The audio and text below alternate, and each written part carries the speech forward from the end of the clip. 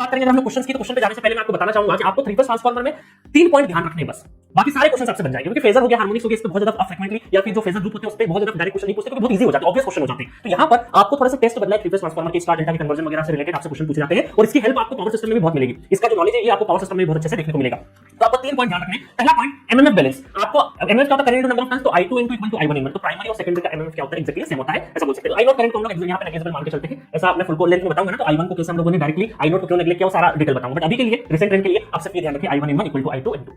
दूसरा है ईएमएफ पर टर्न क्या होता है? कांस्टेंट होता है, तो डे 1 से हमें पता है, तो वही हम लोगों ने एडवांटेज लिया कि V1 / N1 = V2 / सॉरी यहाँ पे N2 लिखना था मुझे, है ना, N2 V2 / N2, ठीक है। और इन दोनों को मिलके भी आप यहाँ पे साथ में एक इक्वेशन और लगा सकते हो, बट उसकी नीड नहीं, अभी तीनों अलग लगते हैं। थर्ड नंबर का पॉइंट है इनपुट पावर और आउटपुट पावर। ट्रांसफार्मर का प्राइमरी और सेकेंडरी एलवी और एचवी दोनों में पावर क्या होता है? कांस्टेंट होता है, क्योंकि यहाँ पे स्टेप अप या स्टेप डाउन किस चीज का हो रहा है? वोल्टेज या फिर करंट, बट पावर आपका क्या है? कांस्टेंट है। तो दोनों साइड में इनपुट वोल्ट एम्पीयर और आउटपुट वोल्ट एम्पीयर क्या है? सेम है। तो √3 VL IL = √3 VL IL इस तरीके से हम लोग लिख सकते हैं। 1 क्यों लगा? प्राइमरी का या सेकेंडरी का, ठीक है। अब आप में से बहुत सारे लोगों को स्टार और डेल्टा का रिलेशन नहीं पता, इस वजह से मैंने यहाँ पे लिख दिए हैं कि अगर आपको स्टार कनेक्शन गिवन है तो आप यहाँ पे स्टार कनेक्शन में वोल्टेज का रिलेशन लाइन और फेज के बीच में क्या होता है? VL = √3 IL = IPS। डेल्टा में वोल्टेज बराबर होता है करंट, IL = √3 IPS होता है। अच्छा, पावर भी देख लो। एक्टिव पावर को अगर हम लिखना है, एक्टिव पावर को, तो पर phase V phase I phase cos theta, ये हमारा सिंगल फेज के लिए होता है, सिंगल फेज के लिए। अगर मुझे 3 फेज का लिखना हो, 3 फेज का लिखना हो, तो मैं क्या कर सकता हूं? यहाँ पे 3 फेज का लिखूंगा तो 3 का मल्टीप्लाई कर दूंगा, V phase I phase cos, fine.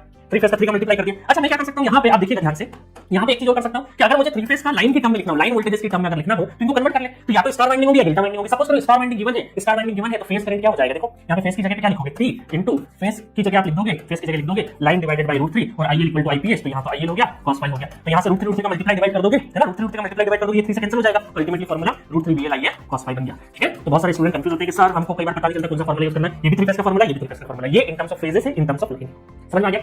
अब अगर डेल्टा होता तो भी सेम फार्मूला था। क्यों सेम फार्मूला था? क्यों? क्योंकि डेल्टा होता तो फेज लाइन ऑफ फेज तो VL हो जाता, आई फेज की जगह क्या होता? IL / √3, अगेन वही एक्सप्रेशन आ जाएगा। तो आपका अच्छा केवीए, ये क्या है? Voltage power. ये कौन सा वोल्टेज पावर है? केवीए है ना, कॉम्प्लेक्स पावर या करंट पावर की अगर हम लोग बात करें तो वो क्या हो जाएगा? वो हो जाएगा आपका S से में डिनोट करो तो S = अगर मैं सिंगल फेज की बात करूं, सिंगल फेज की बात करेंगे तो फेज इनटू करंट। स्टार की बात करेंगे तो यहाँ पे 3 फेज की बात करेंगे, सॉरी, कितना हो जाए? 3 * V phase I phase. Again star या डेल्टा तो एक चीज क्वांटिटी रखेंगे तो √3 VL IL, ये सब के सब फार्मूले एक जैसे ही, ठीक है। वोल्ट एम्पीयर रहती है √3 VL IL, √3 VL IL, समझ गए? तो शॉर्ट में मैंने सारी चीजें आपको बता दी, अलग-अलग सब्जेक्ट में 3 फेज में हमने पूरा डेरिवेशंस वगैरह सब देखे इसके, ठीक है। और अभी हमें 3 फेज में रिएक्टिव पावर का कोई भी काम नहीं पड़ेगा, इस वजह से हम लोगों ने सिर्फ एक्टिव पावर के डेरिवेशंस देखे। चलिए इनको कैसे यूज करना है सब के सब हम लोग एक-एक करके देखेंगे। और ये जो वोल्टेज है ना, ये ऑलवेज हम लोग ये जो टर्न है, टर्न्स रेशियो है ना, ये ऑलवेज हम लोग पर फेज में लेके चलेंगे। पर फेज में लेके चलेंगे तो हमारा आंसर गलत होने की पॉसिबिलिटी काफी कम होगी, तो दिमाग में ध्यान रखना कि पर फेज में हम लोग लेके चलेंगे।